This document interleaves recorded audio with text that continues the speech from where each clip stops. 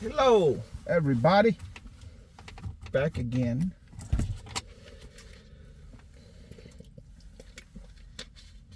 With a yakety yak. Right?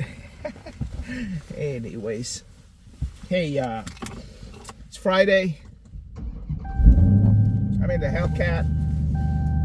It's time to talk nonsense. Pardon all the beeping. Everything is getting ready, set up. Put it on custom mode. Let's go. So today I wanted to talk to you guys about something I saw in the news. It looks like Ford and their Mustang, they're gonna keep making V8 Mustangs. They do have that hybrid SUV looking Mustang, right? I forgot the name of it. Or is it an EV? But Mustang said that it doesn't matter what Dodge does, they're gonna keep making a V8 car, sports car, muscle car. Whereas Dodge is really walking away from the V8s. Case in point, they're releasing that Dodge Charger EV on March 5th. And why is that, you say? Why is that? To me, the reason is that Dodge probably ran out of their carbon credits, right? So how this works really, and you can do research on this, and this is what I read. So you can correct me in the comment below if I'm wrong. How carbon credit works is Dodge is a company who makes a lot of V8s, including the Hellcat, right? Are negative in carbon credits. Whereas Tesla, for example, as a company, has a surplus of carbon credits because they don't make any gas-powered cars. So how that works, in order for Dodge to keep making V8 cars, they gotta buy carbon credits from Tesla. All right, correct me if I'm wrong here, but if you do your research, Tesla actually makes a lot of money selling carbon credits to other manufacturers that make big V8 gas emitting cars, so that those companies can keep making those cars and they can buy credits from Tesla. I would imagine that would be in the billions of dollars for Tesla to sell those carbon credits to Dodge. So after a while, Dodge probably said, like, we're tired of paying money to Tesla. We're gonna stop making V8s and make our own EVs so that we can make our own carbon credits, whatever. So that's probably where the C-suite people, the brass of Stellantis went to, made this decision. Whereas Ford, on the other hand, they have a few EV cars, right? I think there's an F-150 EV. So and there's that Mustang EV, right? Which means they already are selling EV cars, which means they have some carbon credits left over.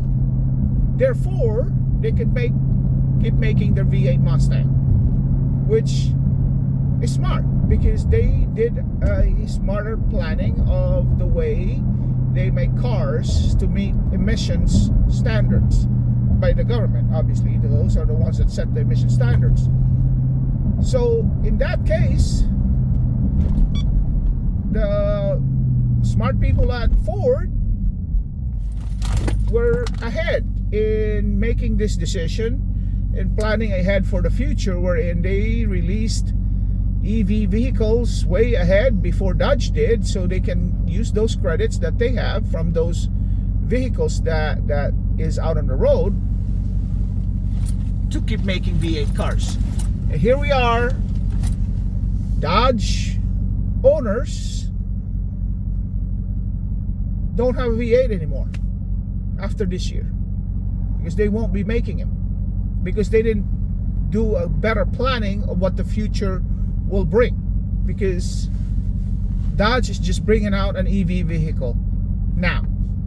They could have bought that in 4 years ago, and they could have continued selling Hellcats, and their other V8s are making them. So look, I'm no expert, I'm no business expert. I'm just putting together what I've read in the news and articles that I know. So feel free to correct me if I'm wrong in the comments below. This is subject to discussion, and you know, I welcome any knowledge that would correct mine or would add to my knowledge. But that's basically the explanation why Ford and Mustang can make V8s, whereas Dodge cannot make any more V8s or won't make any more V8s. That's the explanation. It's all about the carbon credits and future planning. So Ford had better foresight planning their future when it comes to emissions and what cars they're going to make in the future as compared to what Dodge can do. It just comes down to that, at least for me, from what I know, right? So the good thing for me personally is that I have a Hellcat, so I can keep enjoying driving this car and just driving it. But for those people who still want to own a Hellcat, it's just unfortunate, because if you look at the prices of Hellcats right now, I mean, you would laugh at the postings that I see online or in the forums of people selling Hellcats, or even dealers selling Hellcats with over $40,000-$50,000 markups.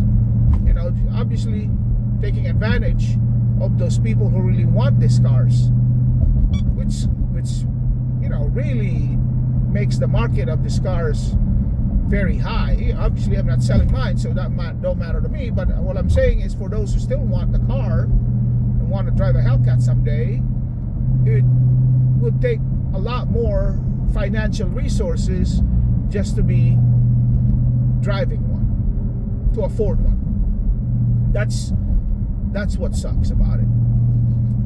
And for me as an owner, I obviously want to make sure that I keep this car for as long as I can and not regret the day that I sold it or the day that it gets stolen. That's the other dilemma of owning these cars, you know. So that's my thought for today, and I wanted to share that with you guys, because that's the reality of having these cars or wanting this V8, big V8 cars. Heck, even Mercedes doesn't make V8s anymore, and you know how wonderful the V8 AMGs are. Excuse me. You know, those big C33 or C65 AMG or whatever, they don't make V8s anymore. That's part of the reason, is just carbon credits and the government's restrictions on emissions. So wanted to float that with you guys as I drive around in the Hellcat, and hopefully you can comment below and give your opinion about it, and we'll have a discussion. All right, that's it for me today. Take care, and we'll talk to you soon. Bye for now.